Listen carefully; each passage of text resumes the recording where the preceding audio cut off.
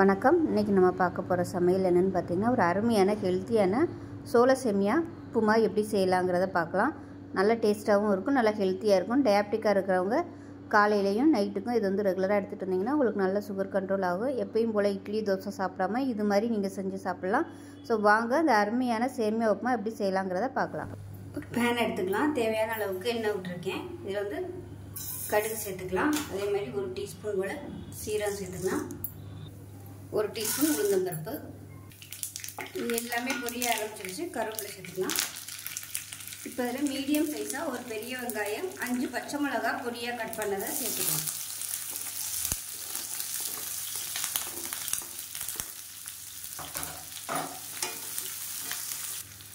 இப்போ இதில் தேவையான அளவுக்கு உப்பு சேர்த்துக்கலாம்.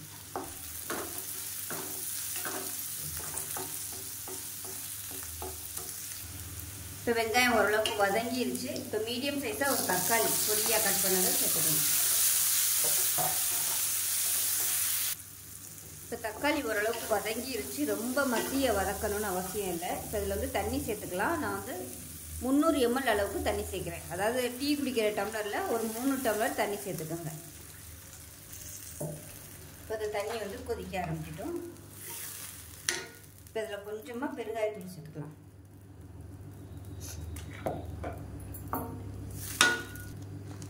நான் இன்னைக்கு எடுத்துருக்கிறது பார்த்தீங்கன்னா அணில் சேமியா தான் எடுத்திருக்கேன். அணிலே வந்து சோள சேமியா, வெள்ளை சோள சேமியா எடுத்திருக்கேன். இது வந்து 180 கிராம் அளவு.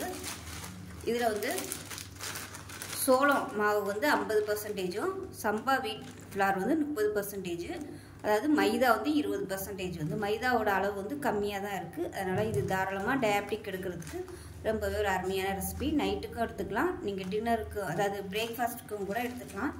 நான் வந்து இன்றைக்கி ப்ளைனாக தான் பண்ணியிருக்கேன். இதிலே வந்து நீங்கள் கிச்சடி மாதிரி கூட பண்ணலாம். நான் அடுத்த வீடியோவில் கிச்சடி எப்படி பண்ணுறதுங்கிறத காமிக்கிறேன். 2 விதத்தில் வந்து இந்த சேமியா பண்ணலாம். இது வந்து டைரெக்டாக நம்ம தண்ணி ஊற்றி கொதிக்க விட்டு உதிரியாக நம்ம வந்து வேக விட்டு எடுக்க போகிறோம். இன்னொன்று வந்து தண்ணியில் ஊற வச்சு ஆவியில் அவிச்சு சாப்பிட்றது, அந்த மாதிரியும் பண்ணலாம். நான் அடுத்த வீடியோவில் வந்து நான் வந்து அந்த மாதிரி பண்ணி காமிக்கிறேன். இப்போ இதில் தேவையான அளவுக்கு உப்பு சேர்த்துக்கலாம். முதல்ல உப்பு சேர்த்துருக்கேன். இப்போ கொஞ்சம் உப்பு சேர்த்துக்கலாம்.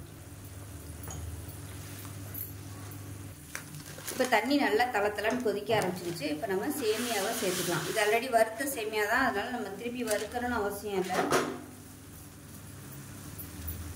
இந்த தண்ணியோட அளவு கரெக்டாக இருக்கும். இதுக்கு மேலே நம்ம தண்ணி வச்சோம்னா ரொம்ப அப்படியே குளக்குளன்னு ஆயிரும். பாருங்கள், போட்ட உடனே தண்ணி வந்து நல்லா உள்ளே அப்சர்வ் பண்ணிக்கிறோம். தண்ணி நல்லா உள்ளே இழுத்த உடனே அடுப்பு வந்து நல்லா குறைச்சி வச்சுருங்க. குறைச்சி வச்சுட்டு மூடி வச்சிடலாம். இல்லைன்னா உங்களுக்கு ஹை ஃப்ளேம்லேயே வச்சிங்கன்னா அடிப்பிடிக்கும். இப்போ நம்ம சிம்மில் விட்டுடலாம். சிம்மில் விட்டுட்டு மூடி வச்சிடலாம். இப்போ எப்படி இருக்குன்னு பார்க்கலாம். இப்போ பாருங்கள், கொஞ்சம் அப்படியே தண்ணியெல்லாம் நல்லா ட்ரை ஆயிடுச்சு. இன்னும் கொஞ்சம் ட்ரை ஆகணும். இப்போ ஒரு தடவை நல்லா கீழேருந்து மேலே வரைக்கும் நல்லா கிளறி விட்டுருக்கலாம். ஏன்னா மேலாப்பில் உள்ளது வந்து கொஞ்சம் அப்படியே ரொம்ப அதாவது ஈரம் இழுக்காமல் ரொம்ப காஞ்சி போன மாதிரி இருக்காங்க. ஒரு தடவை லைட்டாக மிக்ஸ் பண்ணி விட்டுட்டு அடுப்பு வந்து நான் குறைச்சி தான் வச்சுருக்கேன். இதுக்கு மேலே விருப்பப்பட்டால் நீங்கள் வந்து நெய் சேர்த்துக்கோங்க. நெய் சேர்த்திங்கன்னா நல்லாயிருக்கும். வந்து ஒரு டேபிள் ஸ்பூன் விட்டு நெய் விட்டுருக்கேன். இப்போ நெய்யை சேர்த்துட்டு ஒரு தடவை கிளறி விட்டுக்கலாம்.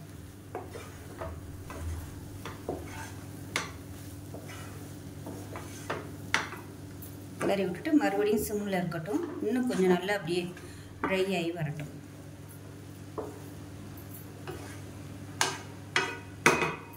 மூடி வச்சிடலாம்.